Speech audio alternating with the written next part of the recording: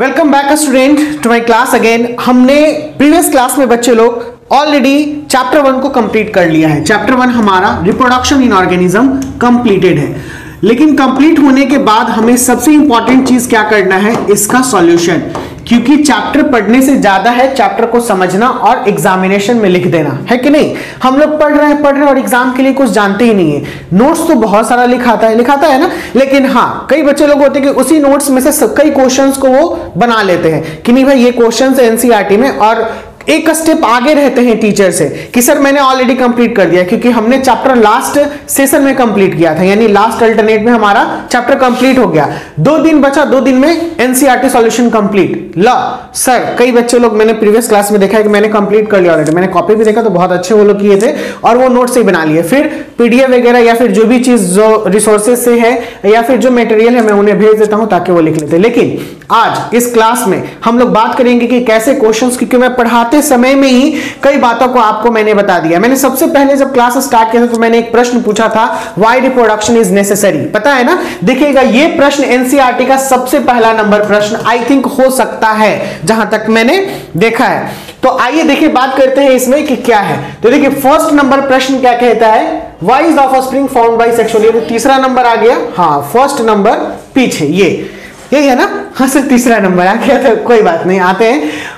First कहता है why is reproduction essential for organism. देखिए जो मैंने कहा लिख दिया ना, यही क्वेश्चन था ना पक्का वाला कि क्यों रिप्रोडक्शन जरूरी है ऑर्गेनिज्म के लिए।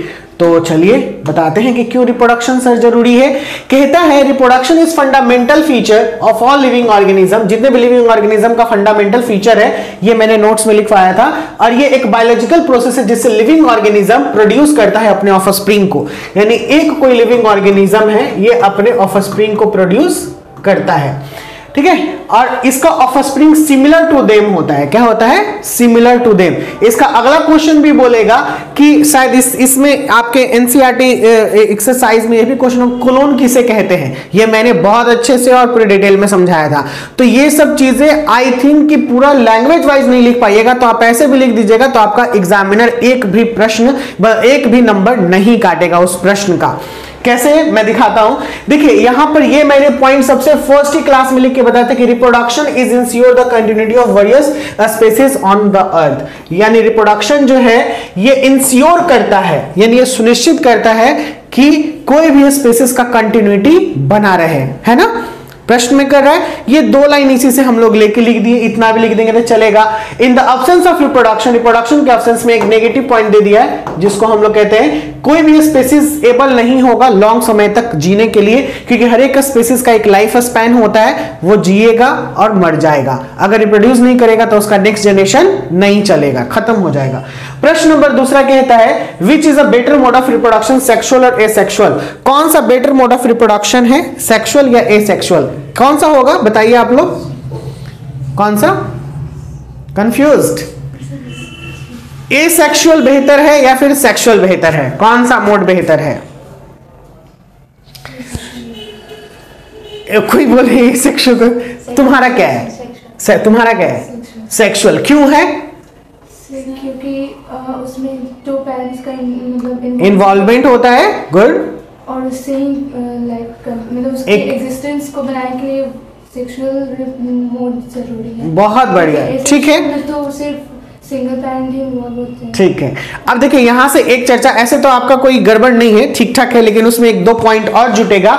ये जुटेगा कि sexual mode of reproduction is good because इसमें वेरिएशन होता है, इसमें 2 पेरेंट मिलते हैं और दोनों का जीन जो होता है वो फिर न्यू इंडिविजुअल में आता है जो कि ज्यादा फेवरेबल होता है, यानी उन चीजों के लिए, यानी हमारे चारों तरफ के लिए वो ज्यादा कारगर साबित होता है। लेकिन अगर एक ही पेरेंट है तो केवल उसी का कैरेक्टर उसमें जाएगा और उसी के जैसा बन के आता है। देखिए यही लिखा होगा, sexual reproduction is better mode of reproduction, लिख ही दिया ऑलरेडी पहले ही लाइन में, क्योंकि it allows the formation of new variants. किसका, न्यू वेरिएंट्स का। इट्स मीन हम बात करते हैं मेल और इसमें फीमेल दोनों मिला तब ने ऑर्गेनिज्म, तो मेल का अलग फीचर है, जेनेटिक जीन कहीं और से आया है, फीमेल का भी जीन जो डिफरेंट है, और दोनों का जीन मिलके ये तीसरा बना है। तो इसमें कॉम्बिनेशन होता है डीएनए का 2 डिफरेंट इंडिविजुअल से, 2 अलग अलग इंडिविजुअल से, जो वैरायटी ऑफ अलग चीजें लेके आता है और ये वेरिएटेड यानी वेरिएशन होता है, इसमें कुछ अलगाव होगा, उन दोनों का कैरेक्टर लेके आया। तो डेफिनेटली दो कहते हैं ना कि अगर ज्यादा पावर मिले, एक पावर है और एक पावर और जुड़ जाए तो दो पावर से मिलके ये बना, तो डेफिनेटली ज्यादा पावरफुल होगा कि नहीं, है ना। वेराइटीज कहता है it involves the fusion of male and female gametes to produce variants which are not identical to their parents to and to themself. Identical नहीं होता है लेकिन ये बेहतर होता है, क्योंकि खास करके सेक्सुअल रिप्रोडक्शन में आइडेंटिकल नहीं होता है ये।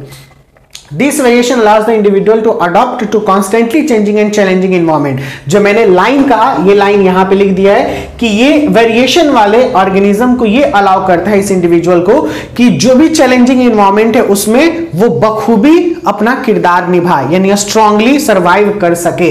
Also it leads to the evolution of better suited organism, और ये आगे जाके इवोल्यूशन भी करता है। Why the human being become a modern human being according to the early human being. जैसे हम लोग मानव जो हैं वो अब आधुनिक मानव के रूप में बदले, लेकिन कुछ समय पहले हम लोग आदि मानव थे। This is the main reason, ठीक है, sexual reproduction that varied us, जो हम लोगों को अलग बनाया, अलग जानवरों से, अलग जीवों से, ठीक है, कोई दिक्कत नहीं ना इसमें। एंड द लास्ट बोला also it leads to the species, कहां था इवोल्यूशन, ये तो हो गया suited survival for. On the contrary इसके बाद बात करें asexual reproduction allows very little और वेरिएशन एट ऑल, बहुत कम और ना के बराबर वेरिएशन लेके आता है। इसीलिए इंडिविजुअल जो प्रोड्यूस होता है वो एग्जैक्ट कॉपीज होता है, ठीक है ना, पेरेंट के हिसाब से। जैसे हमने कहा कि एक ही पेरेंट अपने इंडिविजुअल को प्रोड्यूस कर रहा है तो इसी के जैसा होगा ना, क्योंकि वेरिएशन तो होगा नहीं, कोई दिक्कत। चलिए तीसरे प्रश्न पे आते हैं। तीसरा प्रश्न कहता है why is offspring formed by asexual refer to as a clone. देखिए क्लोन का क्वेश्चन कर दिया, ठीक है। कहता है क्यों इसे हम लोग क्लोन कहते हैं। क्लोन इसलिए कहते हैं क्योंकि इसमें मॉर्फोलॉजिकली क्या है, मॉर्फोलॉजिकली और जेनेटिकली आइडेंटिकल होता है इंडिविजुअल, इसीलिए इस प्रोसेस को एसेक्सुअल रिप्रोडक्शन, और इसमें केवल एक पेरेंट इंवॉल्व होता है, जिसके वजह से इसे नाम दिया गया। क्या नाम दिया गया, क्लोन नाम दिया गया, यही बोलेगा। तो हम लोग जानते हैं बहुत बखूबी तरीके से कि वैसे रिप्रोडक्शन में जिसमें अगर कोई ऑर्गेनिज्म जेनेटिकली और मॉर्फोलॉजिकली सिमिलर होता है पेरेंट के, तो उसे हम लोग क्या कहते हैं, उसे हम लोग क्लोन कहते हैं। ये लिखवाया था ना मैंने, यही मेन लास्ट पॉइंट है जो आप कह सकते हैं। जेनेटिकली और मॉर्फोलॉजिकली अगर सिमिलर होगा तो उसे हम लोग क्या कहेंगे, क्लोन कहेंगे। क्वेश्चन नंबर चौथा कहता है offspring form due to the sexual reproduction have better chance of survival. Why it is statement always true. Offspring जो सेक्सुअल रिप्रोडक्शन का होता है उसका बेटर चांस है सर्वाइवल का, क्या यह स्टेटमेंट हमेशा ट्रू है। तो देखिए बिल्कुल हम लोग बात की, अभी जस्ट क्वेश्चन आगे वाला जो था यही पूछा था कि कौन सा मोड जो है रिप्रोडक्शन का वो बेहतर है, सेक्सुअल रिप्रोडक्शन का। क्यों, क्योंकि उसमें टू पेरेंट इन्वॉल्व होते हैं, वेरिएशन का चांसेस बढ़ता है, इन्वायरमेंट के साथ ज्यादा अटैच हो सकते हैं, क्योंकि इन्वायरमेंट में जो भी एक्स फैक्टर है उसे हम लोग लड़ने के लिए कारगर हो जाते हैं, क्योंकि हम लोग के जो पेरेंट है पहले से वो मौजूद हैं और वो कैरेक्टरिस्टिक को उन्होंने अडेप्ट कर लिया है, तो जो बच्चा आएगा वो भी अडेप्ट करके ही आएगा उन चीजों को। ये लिखा sexual reproduction involve the fusion of male and female gamete, पहला पॉइंट वहीं से लिया है। इसीलिए अगर एक प्रश्न को हम लोग अच्छे से समझेंगे तो अगले प्रश्न का भी बनाने का दिमाग हमारे पास आ जाएगा, बस कुछ पॉइंट को उसमें इंक्लूड कर देना है जो नया होगा। ये वाला पॉइंट पिछले वाला जैसा ही था, देखिए ये भी पॉइंट पिछले वाला जैसा ही है। This fusion allows the formation of new variants by the combination of DNA from two usually different member of the species, है ना, पीछे के जैसा। The variation allows the individual to adopt under varied environment condition for better chances of survival। तीसरा point भी उसी के जैसा है, नहीं होगा तो आप उसको देखिएगा एक बार इसी करके, दोनों मैच करके। However, it is not always necessary that offspring produced due to sexual reproduction has better chances of survival। लेकिन इस प्रकार से भी जरूरी नहीं है कि हमेशा सेक्सुअल रिप्रोडक्शन का सर्वाइवल का चांसेस बना रहे। अंडर सम सर्कमस्टांसेस, कुछ बातों के अंदर, ठीक है ना, कुछ घटनाओं के अंदर एसेक्सुअल रिप्रोडक्शन भी मोर एडवांटेजियस होता है कुछ कुछ निश्चित ऑर्गेनिज्म में। For example some individual who do not move from one place to another and are well settled in the environment. कुछ ऐसे जो जीव होते हैं वो एक ही जगह पे फिक्स्ड होते हैं, वो मूव नहीं करते हैं, तो वो बेटर एडेप्टेशन के लिए जाने जाते हैं, यानी उस एरिया को अडेप्ट कर लेते हैं वो।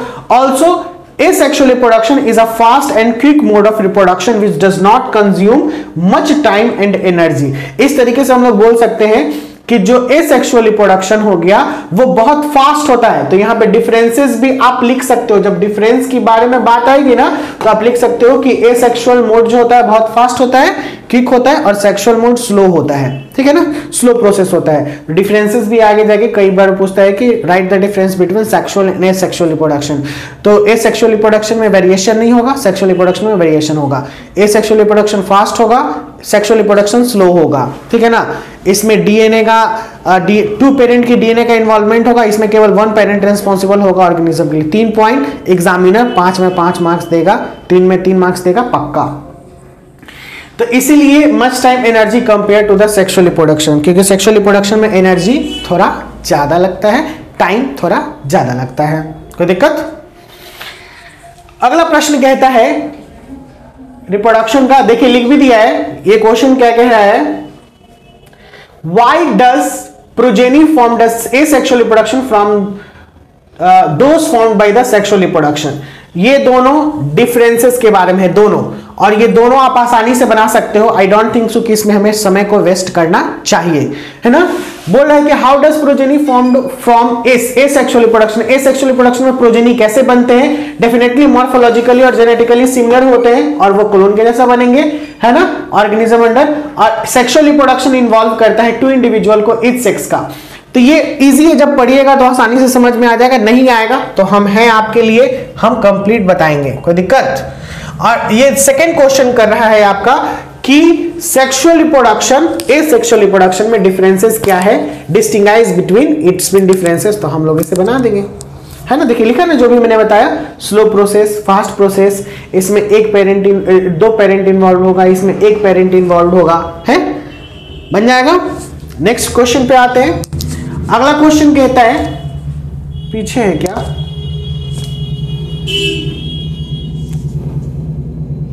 इसमें तो नहीं है, छठा 6 है, अच्छा इसी का नीचे दे दिया है। क्वेश्चन नंबर 7 पे आते हैं। What is vegetative propagation, give 2 example. Vegetative propagation का 2 एग्जांपल देना है, और इसी से इस बार के एमसीक्यूज में एक आध प्रश्न आया है जो ध्यान से देखिएगा आप लोग। वेजिटेटिव प्रोपेगेशन का सबसे पहला है आइज ऑफ पोटैटो, इसे हम लोग ट्यूबर भी कहते हैं। इस बार के एग्जांपल में ट्यूबर लिया है, ट्यूबर भी पोटैटो का होता है वेजिटेटिव प्रोपेगेशन का। तो ये देखिए ये आइज है, इसका आइज जैसे ही हम लोग उसको कट करके या फिर पूरे आलू को भी लगा देते तो वहां से नया प्लांट, देखिए न्यू प्लांट हो रहा है ना, और न्यू प्लांट होगा, फिर न्यू प्लांट फिर से आलू लेके आ जाएगा।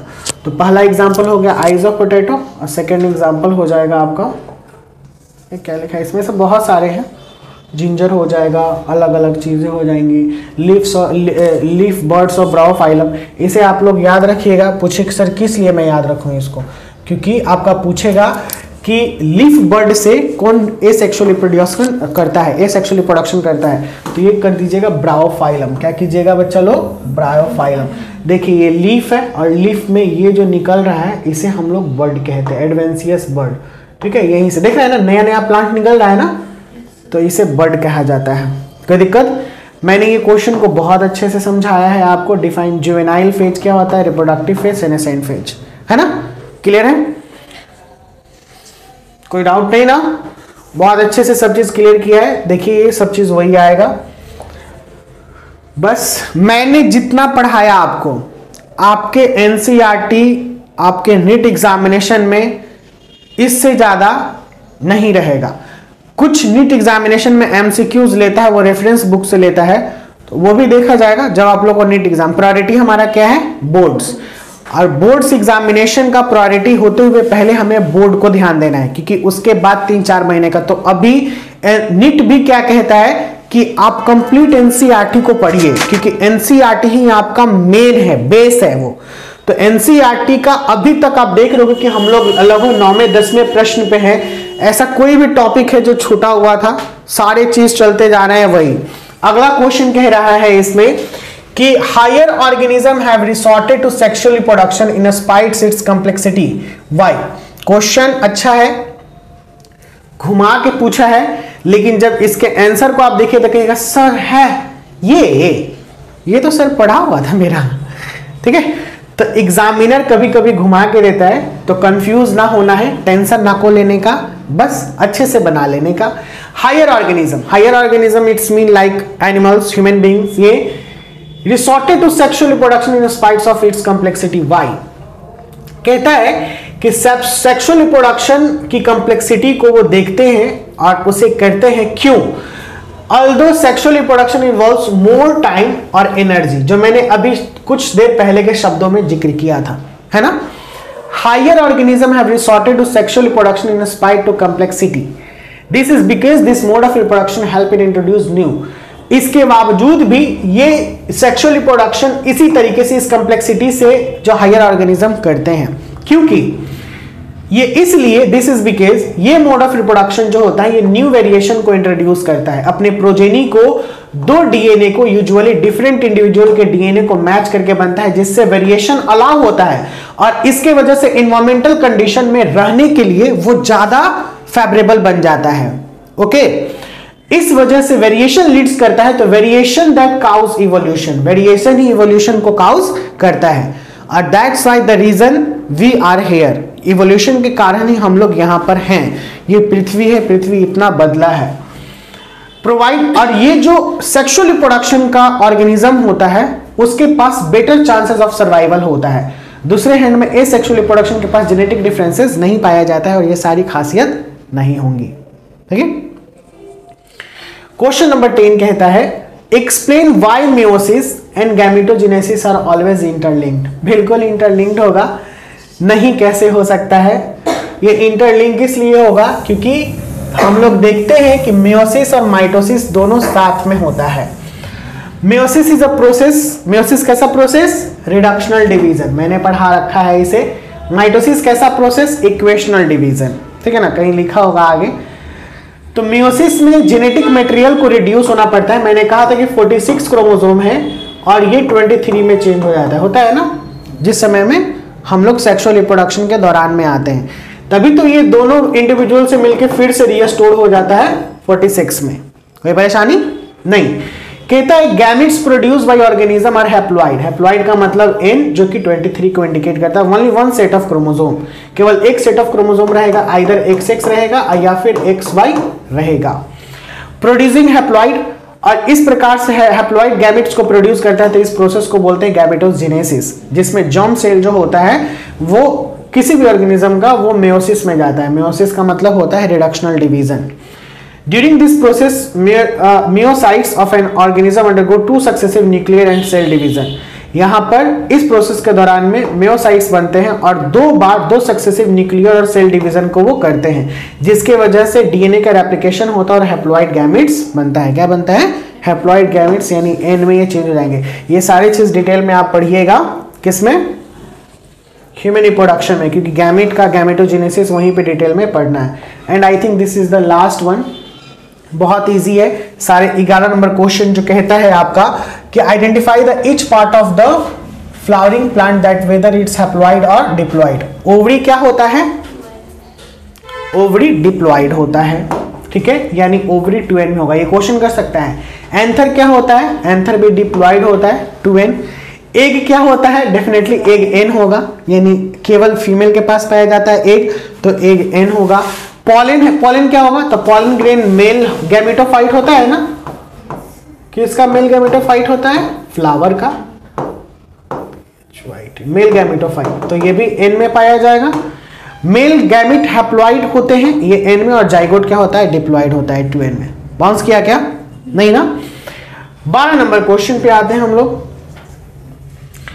Define external fertilization, mention is disadvantage. External fertilization outside the body, उसके डिसएडवांटेज क्या होंगे?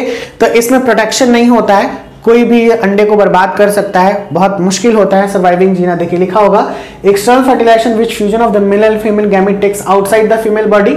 ठीक है, कहां पे हुआ? फीमेल बॉडी के आउटसाइड में हुआ भैया। और ये कहता है कि एक्सटर्नल मीडियम जनरली वाटर में होता है, इस वजह से थोड़ा सा इसके डिसएडवांटेज लगता है, अगले पेज पे बताएगा। Fish, frog, starfish, some organism exit external, और ये एक्सटर्नल डिसएडवांटेज यही है इसका कि इसमें पेरेंटल केयर प्रॉपर नहीं मिलता है। एक्सटर्नल फर्टिलाइजेशन में एग्स जो होंगे उनका लेस चांस होता है फर्टिलाइजेशन का। ये wastage of large number of egg, बहुत सारे नंबर ऑफ एग वेस्टेज में चले जाते हैं। Absence of proper paternal care या पेरेंटल केयर जो होता है वो अब्सेंस होता है, और इसके वजह से सर्वाइविंग जो होता है प्रोजेनी का वो बहुत लो रेट होता है, यानी बहुत कम दर से होता है। Question number 13, difference between zoospore and zygote. Zoospore और जाइगोट का डिफरेंसेस क्या होगा? तो जाइगोट तो हम लोग जानते हैं कि जाइगोट सर होता है 2n, जिसमें हम लोग एक प्लस स्पर्म मिलता है तो बनता है जाइगोट, ठीक है। A zygote is a non motile diploid cell as a result of fertilization, fertilization के दौरान निकलता है। जूओस्पोर एक मोटाइल सेक्सुअल स्पोर है जो कि फ्लैजेला से मूवमेंट करता है, ठीक है ना, जूओस्पोर जिसे बोलते हैं। ये एक एसेक्सुअल रिप्रोडक्शन का स्ट्रक्चर है और ये एक सेक्सुअल रिप्रोडक्शन का स्ट्रक्चर है, ओके। अगला प्रश्न कहता है 14 number, difference between gametogenesis and embryogenesis. Gametogenesis में गैमेट बनता है, क्या बनता है? गैमेट। और एम्ब्रियोजेनेसिस में आफ्टर फर्टिलाइजेशन के बाद एम्ब्रियो का डेवलपमेंट होता है। नेक्स्ट प्रश्न 15 number, describe the post fertilization changes in flower. तो ये फ्लावर अभी ऐसे सेकेंड चैप्टर में भी हम लोग ये बहुत अच्छे से पढ़ेंगे। 15 नंबर क्वेश्चन को कहता है कि पोस्ट फर्टिलाइजेशन इवेंट में क्या होगा। तो हम लोग जानते हैं कि ओव्यूल जो होता है और ओवरी जो होता है, जब ये फर्टिलाइज हो जाता है तो ओव्यूल सीड में चेंज होता है और ओवरी फ्रूट में चेंज होता है। तो यही जो होगा पोस्ट फर्टिलाइजेशन इवेंट होगा, लिखा होगा, देखिए ओव्यूल फॉर्म सीड और ओवरी फॉर्म फ्रूट, और बाकी जितनी भी चीजें हैं सब फॉलो कर जाते हैं। लास्ट क्लास में मैंने क्लियर किया था, आप एब्सेंट थी। क्वेश्चन नंबर 16 कहता है व्हाट इज बाइसेक्सुअल फ्लावर। बहुत अच्छे से मैंने इसे समझाया था, बाइसेक्सुअल फ्लावर किसे कहते हैं। Collect the 5 bisexual flower from your neighbourhood and with the help of your teacher find their common and scientific name.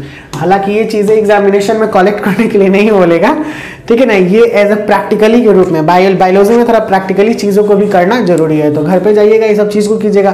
Flower में मेल और फीमेल पार्ट को देखिएगा, फ्लावर को एक जाके बढ़िया से, अगर हर एक के घर में गमला होता है, हम लोग गार्डन वगैरह ऊपर में बनाते हैं, फ्लावर्स बहुत सारे लगाते हैं, तो उसमें देखना है फ्लावर को गौर से कितना खूबसूरत है, पेटल कौन है, सेपल कौन है, ये सारे ऐसे sexually reproduction in flowering plant में मैं बहुत अच्छे से आप लोग को हर एक चीज समझा दूंगा। ये 5 फ्लावर है, वाटर लिली, रोज, हिबिस्कस, मस्टर्ड और पिटूनिया, पिटूनिया हाइब्रिडिया। ये साइंटिफिक नेम है, इधर ये जो दिया हुआ है क्या है, साइंटिफिक नेम है।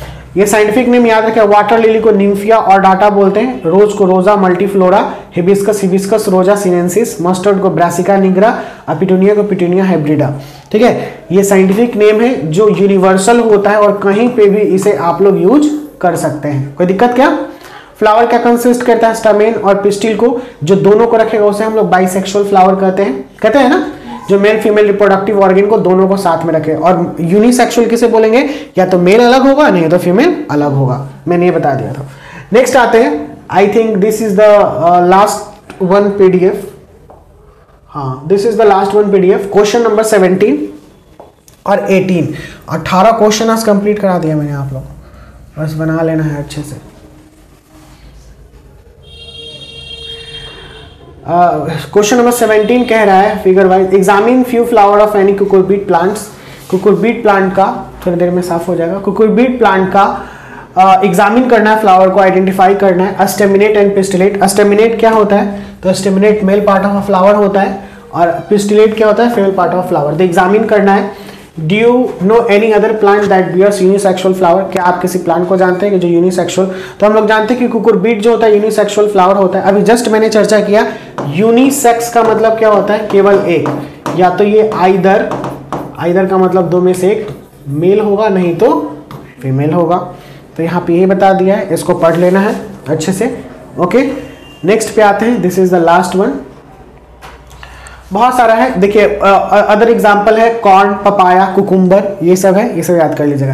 And the last one is what are offspring of oviparous animal is a greater risk of compare to the offspring of viviparous animal. बिल्कुल हम लोग जानते हैं कि विविपेरस एनिमल ये क्या होता है, बर्थ को देता है, क्या देता है, बर्थ, यंग वंस को बर्थ करता है।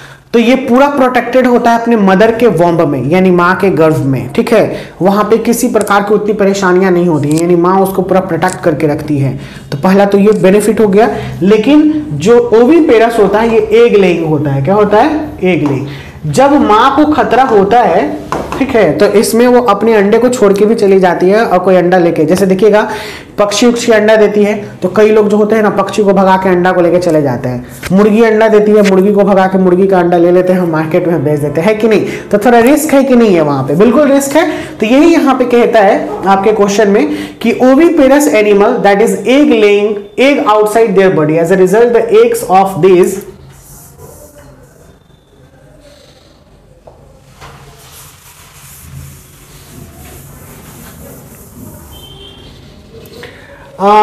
As a result the egg of this animal are under continuous threat, यानी हमेशा लगातार ये डर में होता है। किस चीज में होता है?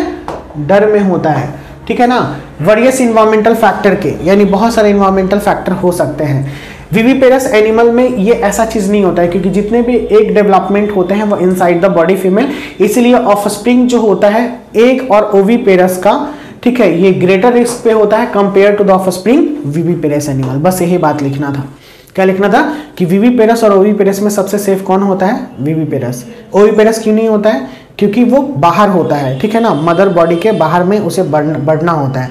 इसी की वजह से इन्वायरमेंटल फैक्टर का बहुत ज़्यादा थ्रेट होता है, डर होता है। तो ये आज की सेवाएं हो जाती हैं समाप्त बच्चे लोग। आज का सेशन हम लोग का कंप्लीट होता है। It's mean reproduction in organism का सेवा समाप्त। कोई परेशानी, कोई डाउट नहीं? अगले क्लास में हम लोग sexual reproduction in flowering plant को स्टार्ट करेंगे, चैप्टर नंबर 2 को। चलिए bye bye, take care, see you soon. Class अगर पसंद आए तो चैनल को सब्सक्राइब कर लीजिएगा, वीडियो को लाइक कर दीजिएगा।